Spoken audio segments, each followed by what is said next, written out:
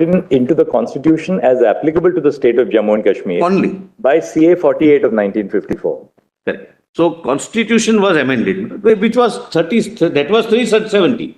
You can amend the constitution or you can apply existing provisions. Under 370, a CO was issued, and which brought in a sense, 35. Correct. But as I pointed out, whenever the situation required it, 370 remained floating.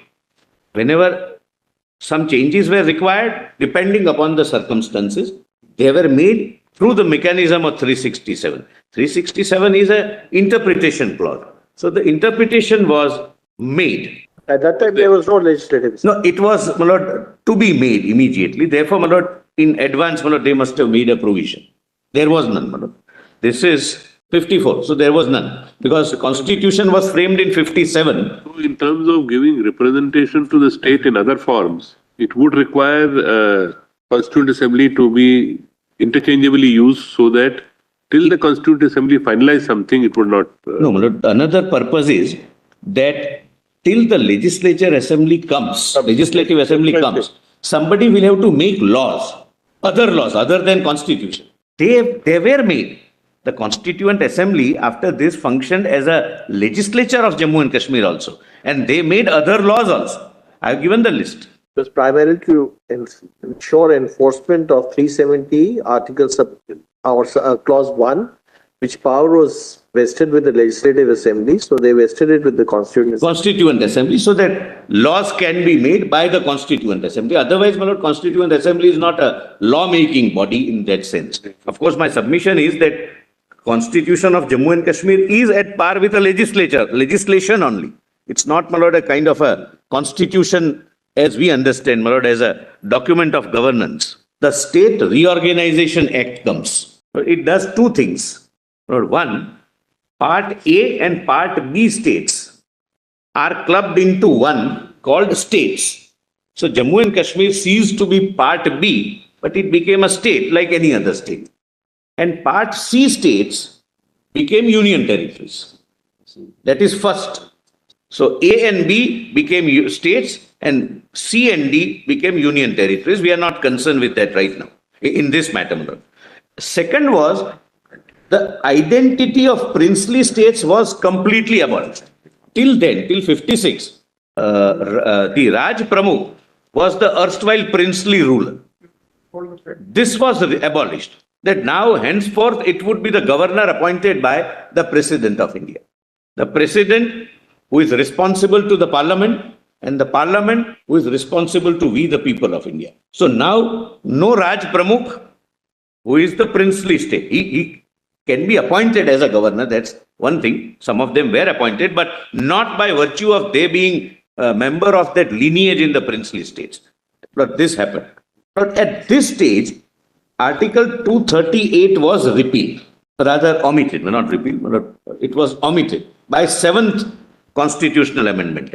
1711-56, the Constitution of the state of Jammu and Kashmir is framed. The document called Constitution of Jammu and Kashmir is framed.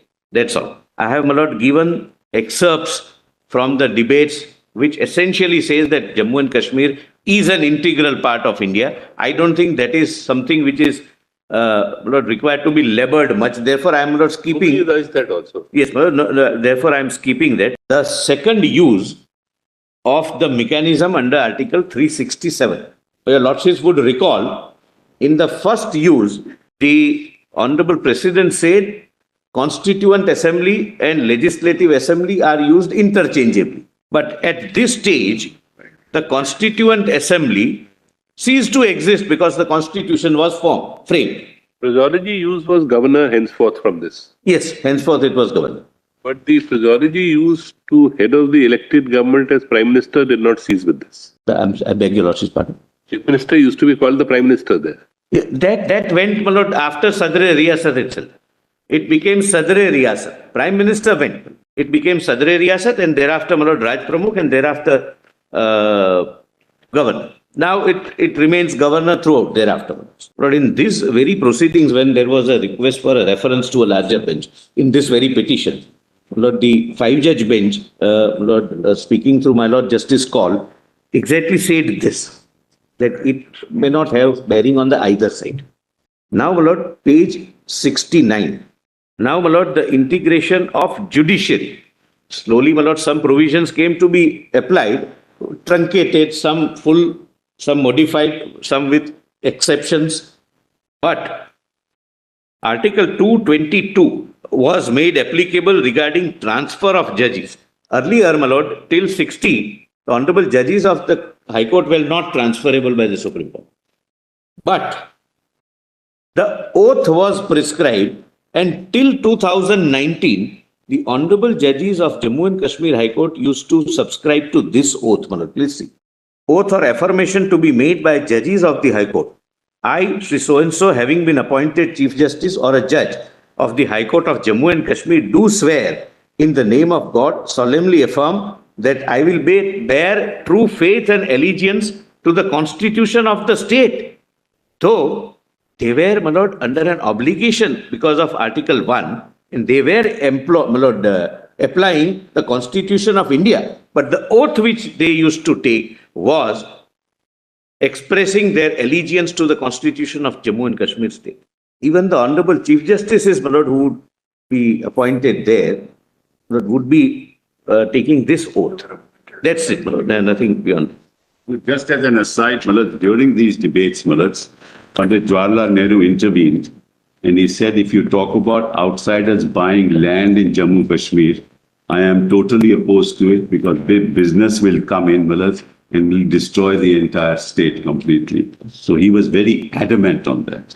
That was a mistake, my lord. I'm sure it was a mistake. I'm only saying those That parts, was those my parts should lord, also that is be right. read. Those parts, I'm not saying That my lord. everything that we did was always a mistake. Malad. No, I'm not being political, my lord. I am from citizens' point of view. Unless investment comes, you never develop. Why it did not culminate into something? Just for the record, for that debate, 23 for, 157 against, 160 pages of debate. Guzari Nanda says that you cannot change 370 till you follow 370. So all that, well, what is happening is we're expanding all this, which is not part of Which I may assure my learned friend. Well, at least you should point the facts out. Lord, there is no intention, my lord. Everyone, we were led by eminent people. Everyone contributed. There is no, my lord, undermining the contribution of anyone. The only purpose was voting may differ. This was the view consistently explained, and my lord, my only purpose of reading was this is how the country treated it as temporary. That's all. My learned friend may take any other meaning out of it. Everyone contributed, but even 370 must have come with good intention of integrating the nation. The purpose of reading the debate was, and is, my lord, I'm not reading it now, that it was conceived from the beginning as a temporary provision. That's all, my lord. Not to undermine anyone's contribution. So if an authority contemplated under Article 370 ceases to exist, it can be replaced by the successor or the closest possible successor under 367. CEOs, in fact, were amending Article 356 because that prescribes 3 years. President's rule. I'm sorry. These were then extending the president rule as prescribed in the Article 356 because the period prescribed is 3 years maximum. But it kept on being extended by the parliament. CEOs, it was extended from 3 to 4, 4 to 5. It can go up to 7, Manoj, because parliament will have to then extend it. Because situation was, Manoj, it was an extraordinary situation. During that period, it was at the... No, I'm not on that. That the power to amend was excised in terms of 356, notwithstanding the proviso to... Yes, your lordships are right. That was the... 368, notwithstanding the proviso to... Yes. But the body is challenged? No, they were never challenged. No, not challenged. Can you invoke section 92 after Article 356 was made applicable? No, Article 356 came subsequent. Yes. Nobody raised that issue. But subsequently 356 comes. So if there was... I understand, Manoj, the query. Even if there was an irregularity which is cured subsequently by 356. After 6... I'm still saying that. But your lordships are right. That is the reason why ultimately I would show, my lord, the constitution of Jammu and Kashmir is required to be repealed because it can never coexist. Once you apply the entire constitution, you cannot have a situation where there is a separate document of governance operating. It was, my lord, according to me, it's a separate argument, a piece of legislation, but your lordships are right. They have been directly under 356. Your lordships are absolutely right. And Mr. Solicitor, when you say the contradiction, the very fact that you invoke section 92, and not 356, you're accepting that both of them can coexist. 92, yes. Otherwise, there are several provisions which I'll be able to demonstrate. But, my lord, in any case, that's my lord, a separate submission on that. My lord. Why? How Jammu and Kashmir constitution would not exist the moment, my lord, 370 subarticle 3 is invoked. But your lordships are right. You can argue, but other way also, there are other arguments available to make that argument. Correct. Or that submission. Today, there is no challenge to the dissolution of the assembly. The petitions which were filed after 5th and 6th that resolution also takes place in the Constitution of India as applicable to Jammu and Kashmir. Your lordships are right. The petition which Mr. Sibal argued Muhammad Akbar loan, is a petition filed by two members of parliament belonging to National Conference, Muhammad Akbar loan and another member. No challenge either to the governor's rule, president's rule, or dissolution of legislative assembly. One IA is filed by the former chief minister, argued by Ms. Ramkrishnan, in 2022, IA for impleadment. So, no political party challenges either governor's rule or president's rule or dissolution of assembly contemporaneously. Dissolution not challenged at all. Otherwise, your lordships are aware, my lord. Your lordships are disturbed even at the middle of the night that now we are ready to forge an alliance and we are ready to form a stable government. Because there were several arguments were made on that. That how can the assembly be dissolved like that? I am just, my lord, pointing out the hollowness of that argument.